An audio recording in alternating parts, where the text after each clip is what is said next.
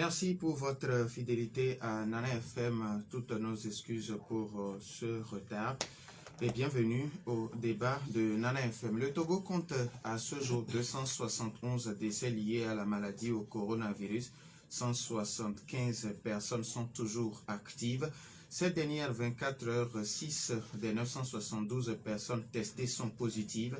Pendant ce temps, 202 personnes ont été déclarées guéries par les autorités sanitaires, portant le nombre total de patients guéris de Covid-19 au Togo à 36 264. Avec ces baisses considérables, le Togo va-t-il lever les restrictions ou les amoindrir? C'est la question qui nous retient ce matin. Et pour y répondre, nous recevons dans nos studios Dr Naba Mouchedou.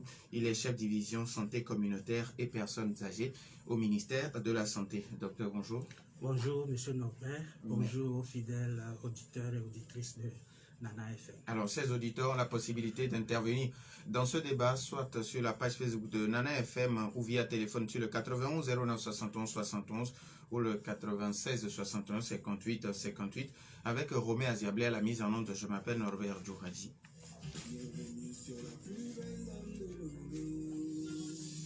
Une fois encore, bonjour et merci pour votre fidélité. Alors, docteur Naba, avant de commencer par parler des chiffres, alors, hier, il y a un de nos auditeurs qui m'a posé une question. Il me demande, est-ce que la maladie à coronavirus existe toujours au Togo? Approchez-vous un tout petit peu du micro, s'il vous plaît. Voilà. Oui, merci beaucoup, Monsieur Norbert. La maladie existe toujours, puisque vous-même, vous l'avez dit, même si nous sommes en phase de décrue. Vous l'avez annoncé tout à l'heure, on a encore 175 cas actifs. C'est des gens qui sont donc qui ne sont pas encore guéris et qui sont susceptibles de contaminer d'autres personnes, sans compter qu'il y a aussi des personnes contacts qui sont suivies à domicile. Donc la maladie existe toujours. Alors, ces 175 personnes qui sont toujours actives sont où actuellement? À l'hôpital ou chez eux à la maison? Au jour d'aujourd'hui, nous avons la chance que au niveau des hospitalisations, on n'a plus de patients hospitalisés. Au niveau de nos centres, surtout au centre le centre hospitalier régional, le CHL Lomé Commune, qui garde souvent un nombre important de cas.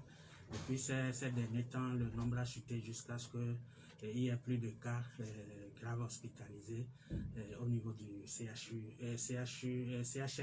Lomé Commune. Alors, à ce jour, l'une des meilleures mesures contre la maladie à coronavirus, selon vous, spécialistes, c'est la vaccination, et le Togo a commencé depuis 2020. À ce jour, quelle est la situation de la vaccination dans notre pays? Merci, Monsieur Norbert. Il faut dire aux éditeurs que la vaccination qui a commencé depuis l'année 2021, que comme vous l'avez dit, depuis le 21 novembre, ça a commencé, ça se poursuit aujourd'hui. Et la situation montre que à la date du 17, donc hier, 17 février 2022, 6219 personnes ont été vaccinées, et ça dans toutes les régions sanitaires. Et pour la région Grand Lomé où nous sommes, il y a 1303 personnes qui ont été vaccinées, dans la maritime 339, dans les plateaux 1249, dans la centrale 707, dans la région de Kara c'est 720, et puis dans les savanes c'est 1901 personnes qui ont été vaccinées.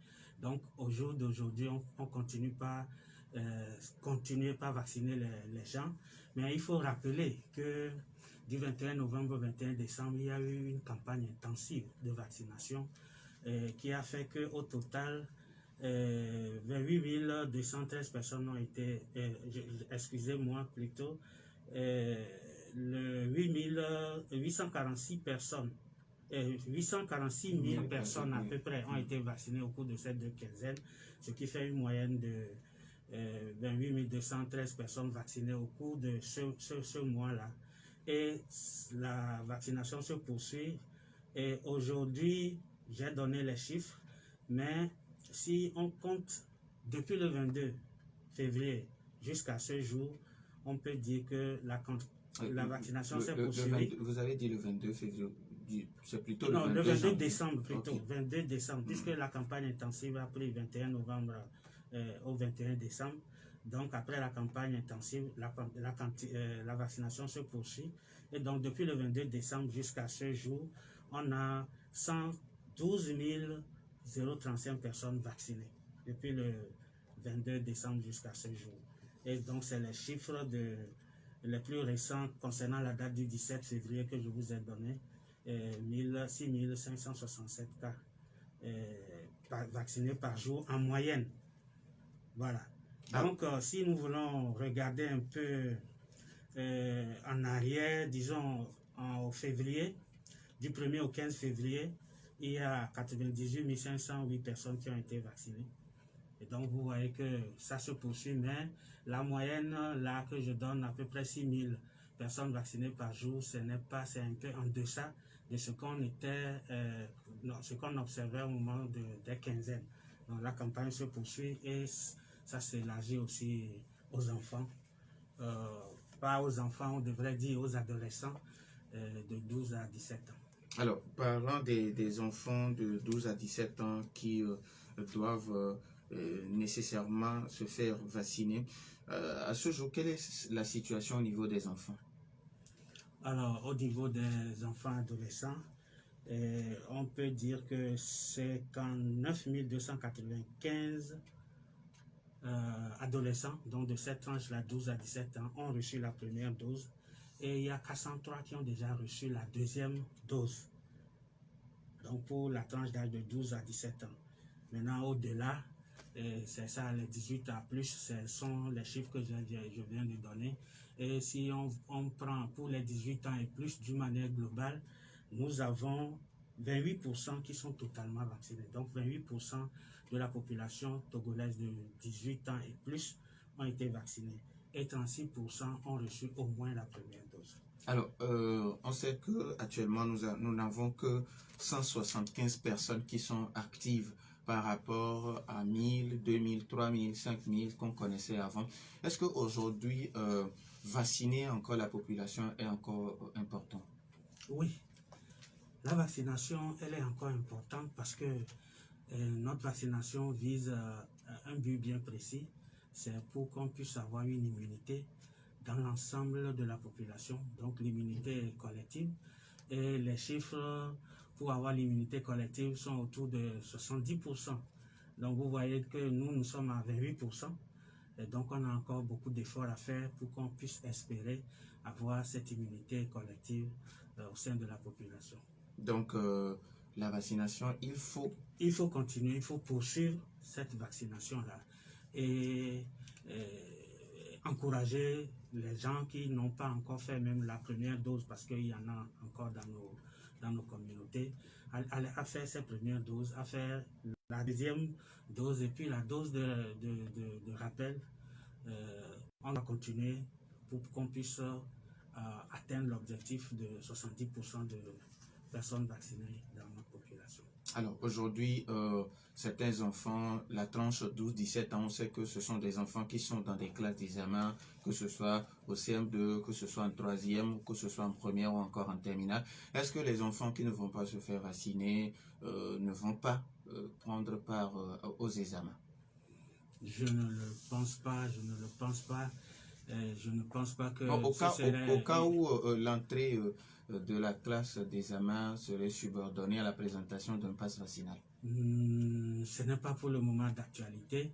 Nous savons que si nous avons le gouvernement a décidé de faire la vaccination en descendant à plus de 12 ans, à partir de 12 ans, c'est plutôt pour favoriser l'apprentissage sans rupture, qu'il n'y ait pas de fermeture d'école lorsqu'il y a des cas de Covid, que les gens ne suivent pas les cours à distance forcément et que les gens puissent composer, qu'il n'y ait pas une année blanche. Et donc, je ne crois pas qu'on pourrait arriver à cette situation, mais si c'est au niveau du gouvernement, lorsque la situation s'impose, il doit prendre ses responsabilités. Mais je voudrais inviter ici les parents à échanger avec les adolescents, à leur accorder les autorisations nécessaires pour que ces adolescents-là puissent se faire vacciner au lieu d'apprentissage, que ce soit dans les écoles ou bien les centres d'apprentissage extrascolaire. Alors, en France, le masque ne sera plus obligatoire dans les lieux clos soumis au pass vaccinal à partir du 28 février. Les concerts debout ont repris depuis le 16 février dans le respect du protocole sanitaire. Alors, qu'en est-il pour le Togo? Est-ce que nous allons lever un peu les restrictions vu que les cas ont baissé de façon drastique? Pour le moment, on ne peut pas le dire. Tout ce que je sais, c'est qu'il y a une équipe qui est en place depuis la semaine dernière et qui réfléchit sur les possibilités éventuelles tenant compte de l'amélioration de la situation sanitaire et qu'est-ce qu'on pourrait faire au niveau des frontières, au niveau des lieux de culte, etc. Il y a une équipe qui est en train de réfléchir et cette réflexion va être donnée à l'autorité et puis au niveau du gouvernement, ça va être examiné également. Mais parlant de la situation en France, je pense qu'on ne peut pas la comparer à notre situation au Togo. Parce que pour certaines décisions, il y a des paramètres qui entrent en jeu, il y a des paramètres, le contexte politique, il y a également le contexte sanitaire. Si nous prenons l'exemple de la France, eux, ils sont arrivés à déjà 80% de couverture vaccinale pour ceux qui ont pris la première dose et à presque 79% des personnes qui sont vaccinées pour les doses complètes, c'est qui sont complètement vaccinés.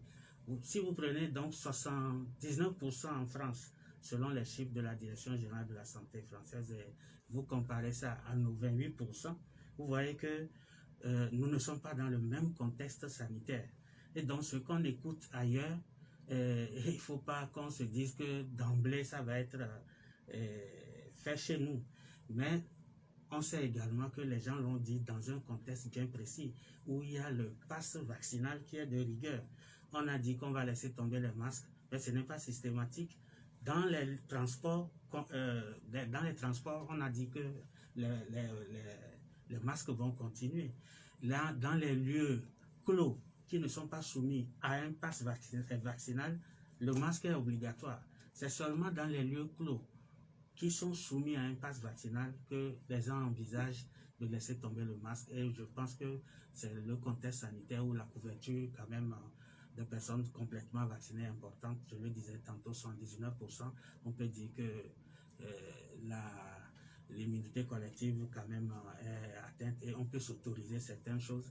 Donc nous, notre population, j'en appelle aux gens à ne pas dire qu'on a en tout cas alléger les mesures ailleurs et que chez nous on ne fait rien.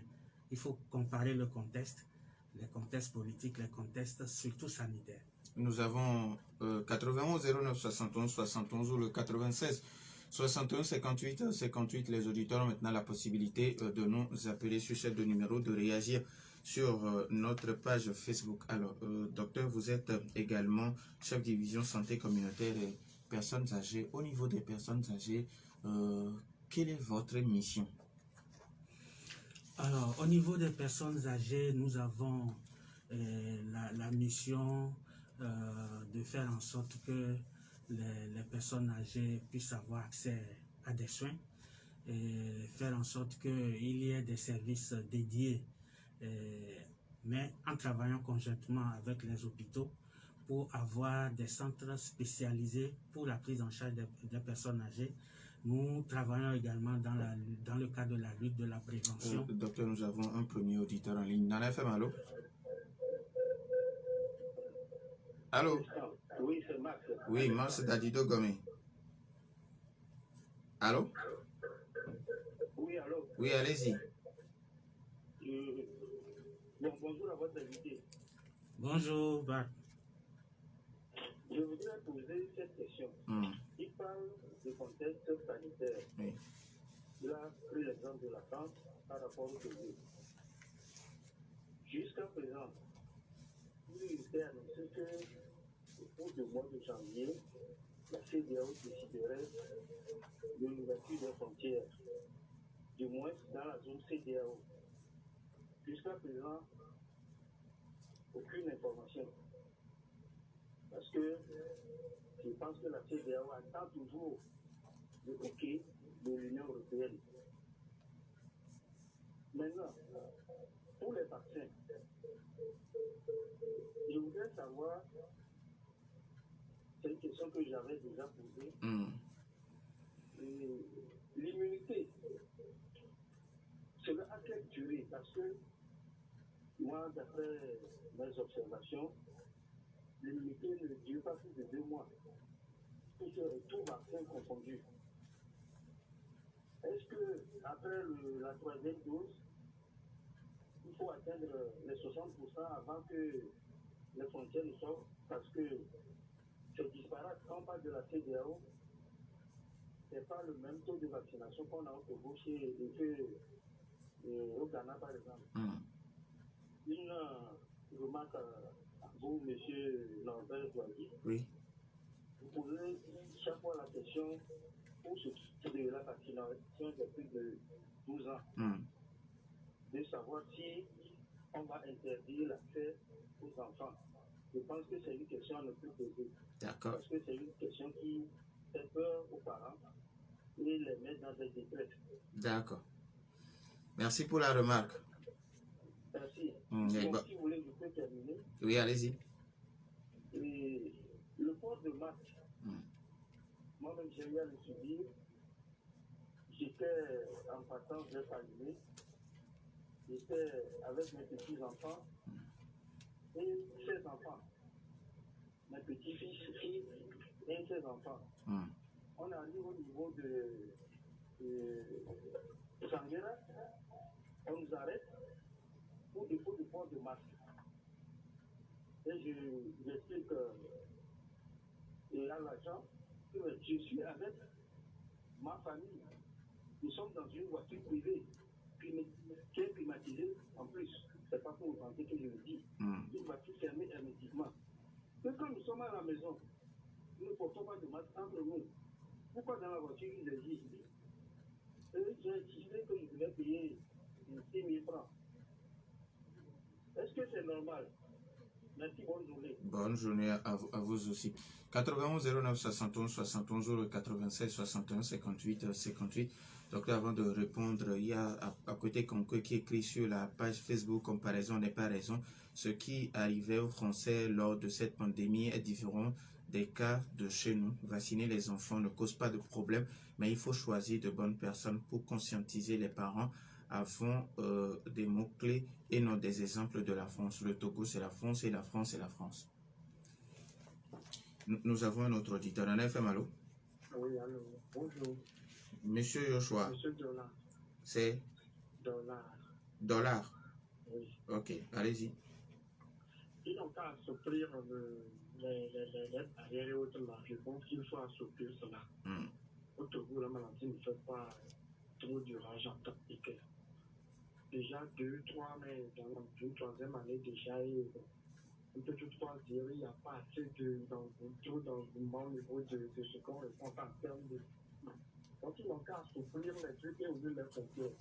Tout il venait tantôt de dire qu'on n'est pas contraire à faire tout ce qui se fait au Togo, c'est à partir de la France qu'il profite.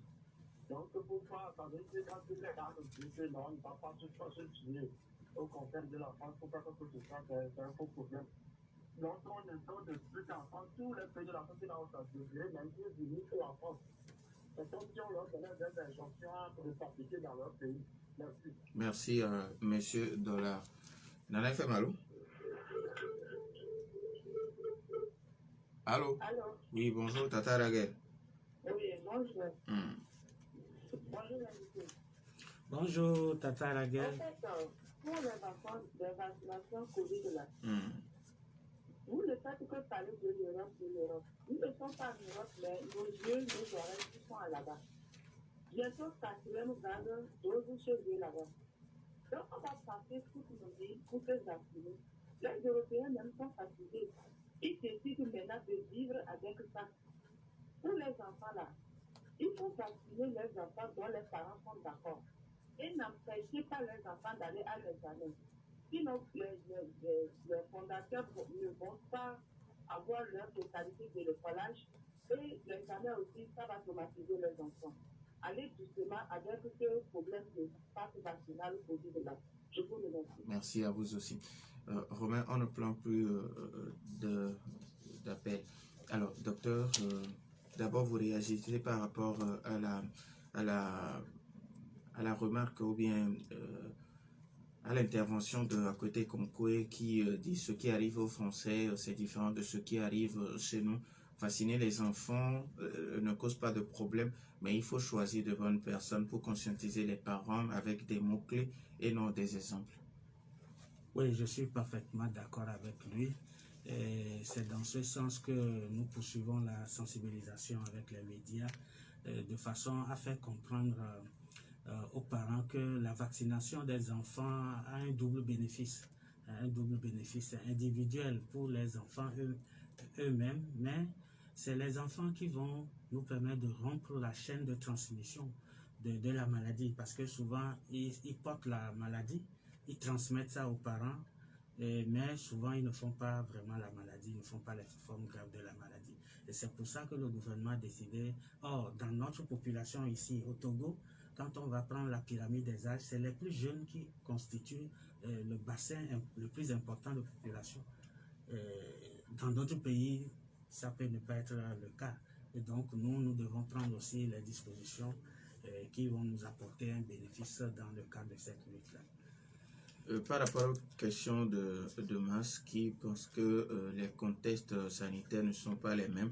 Depuis janvier, il a été annoncé que la CEDEAO est en train de réfléchir par rapport à l'ouverture des frontières et jusqu'à aujourd'hui, rien n'est fait. Il se demande est-ce qu'on attend le OK de l'Union européenne?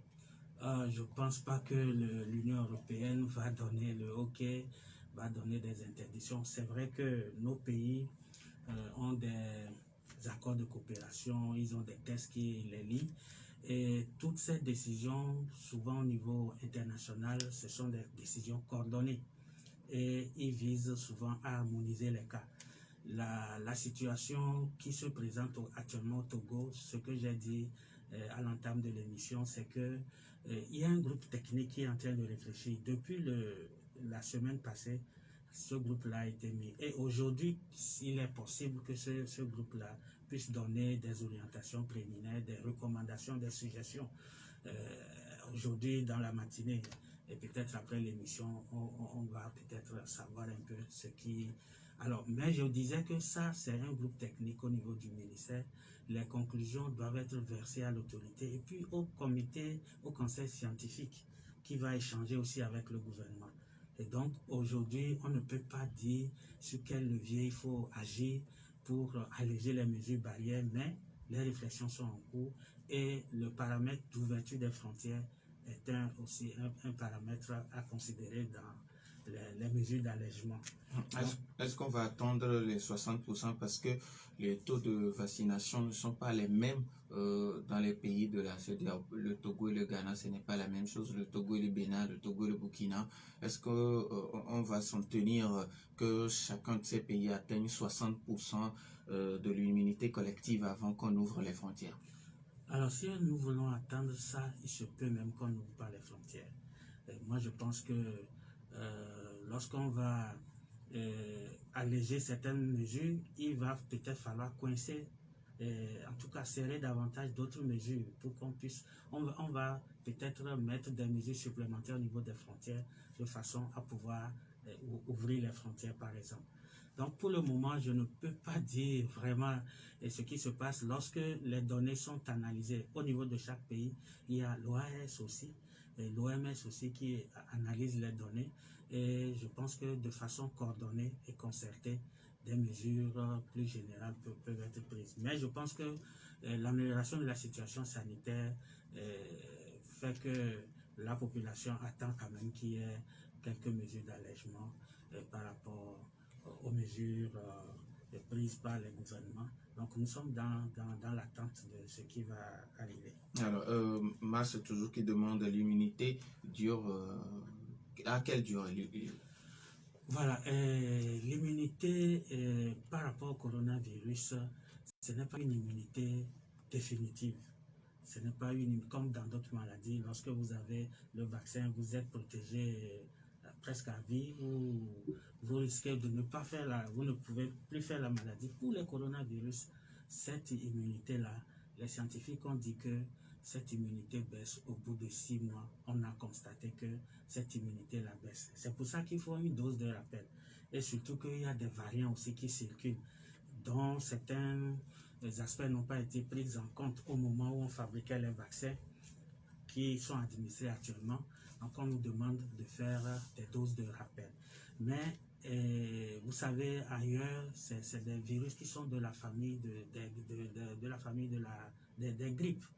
Et en Europe, ailleurs, il faut faire la vaccination chaque année parce que donc le virus est de cette famille-là. Si c'est un virus de la rougeole, par exemple, lorsque vous avez la vaccination 1 ou 2 fois, vous êtes totalement protégé et vous n'allez pas faire la maladie.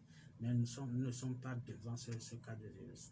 Donc, pour 2 mois qu'il a dit, moi, je n'ai pas de données par rapport à ça. Mais ce que je sais, c'est qu'au bout de 6 mois, l'immunité tend à diminuer et il faut faire une dose de rappel pour pouvoir renforcer l'immunité. Donc si on s'en tient à ce que vous venez de dire, on doit être d'accord avec Tata Raguel qui demandait est-ce qu'on va passer toute notre vie à se vacciner par rapport au coronavirus. Actuellement, je ne peux pas le dire. Nous attendons voir l'évolution parce que c'est un virus qui nous réserve beaucoup de surprises. Tata Raguel a dit tout à l'heure, ailleurs, c'est 5e vague. Nous, on est à 3e vague. Et il y a des variants qui naissent sans préavis. Aujourd'hui, nous sommes en phase de décrue. Mais s'il y a un nouveau variant qui apparaît maintenant, même les mesures annoncées ailleurs ne pourraient pas être appliquées. Parce que ces mesures-là qui sont annoncées ailleurs, c'est que on va les appliquer à la condition qu'il n'y ait pas beaucoup de patients hospitalisés, que les personnels de santé soient libres pour pouvoir prendre en charge tous ceux qui rentrent dans l'hôpital et qui n'ont pas de problème de Covid, qu'il n'y ait pas un nouveau variant, que le nombre de nouveaux cas de contamination baisse. Alors si tout ça là, ça ne baisse pas, je ne pense pas que les autorités vont... C'est pour ça qu'ils disent, à partir d'un certain moment, on pourrait prendre les mesures, mais je ne pense pas que ça serait systématique. Si la situation change, les décisions qui s'imposent également vont être prises. Alors, par rapport à à notre second auditeur, Dollar, qui pense qu'il faut maintenant assouplir les restrictions parce que ça fait déjà 2 ans et on tend vers la 3e année de Covid.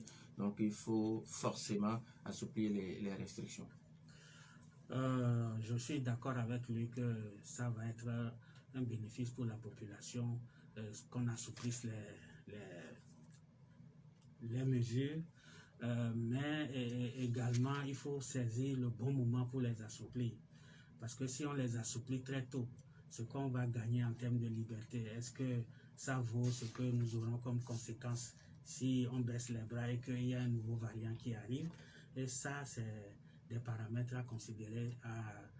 Pour ceux qui prennent les décisions, c'est des éléments qu'ils considèrent. Si on baisse la garde et qu'il y a un nouveau variant qui arrive, est-ce que notre population va rapidement retrouver les réflexes pour qu'on puisse avancer dans la lutte? Donc, il y a beaucoup de paramètres à prendre en compte. Et on espère que ce variant qui a contaminé beaucoup de gens et qui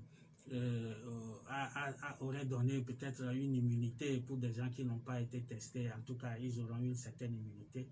Et ça peut aussi, de façon théorique, augmenter les 28% de notre population de telle façon qu'on puisse avoir quand même une immunité assez acceptable pour vivre avec la maladie. De toute façon, nous devons commencer par nous préparer à vivre avec la maladie. Alors, docteur, votre division santé communautaire et personnes âgées, je vous avais déjà posé la question. Vous faites quoi en faveur des personnes âgées? Vous avez juste 2 minutes pour répondre à cette question. Par rapport à ce qui nous réunit ici, notre thématique, la lutte contre la Covid. Par exemple, le 30 novembre, nous avons fait un briefing des personnes âgées qui viennent des associations des personnes âgées dans l'ensemble des régions sanitaires du Togo.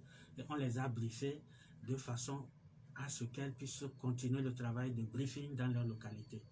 Et les partenaires nous ont aidés. Donc, le briefing est fait. Donc, les associations des personnes âgées travaillent avec nos points focaux qui sont au niveau des régions, au niveau des districts, au niveau des préfectures également, parce qu'il y a des comités préfectoraux de lutte contre la maladie. Et ces personnes-là sont en train de sensibiliser, mais de façon rapprochée. Quelquefois, ils sont chez les chefs cantons, au domicile des chefs dans des lieux publics. Et ce sont ces personnes âgées même qui sensibilisent les pères pour les amener à donc se faire vacciner massivement, parce que dans cette zone, dans cette tranche d'âge-là, il y a des comorbidités, l'hypertension, le cancer, le diabète, qui vont faire que même si la maladie devait être légère, elle va être grave chez ces personnes-là. Donc c'est ce que nous sommes en train de faire, et ce travail-là va continuer jusqu'en 2023 avec ce que les partenaires nous ont donné comme soutien, qui ont été envoyés au niveau des régions. Ce travail va continuer, et chaque trimestre, c'est 4 séances par trimestre jusqu'en 2023. Nous disons merci au docteur Naba Mouchedou. Il est chef division santé communautaire et personnes âgées au ministère de la Santé. Merci également à vous pour votre fidélité d'écoute à Nana FM. Fin de ce débat mis en onde par Romé Aziablé. Je suis Norbert Djougadi. Bonne suite de nos programmes.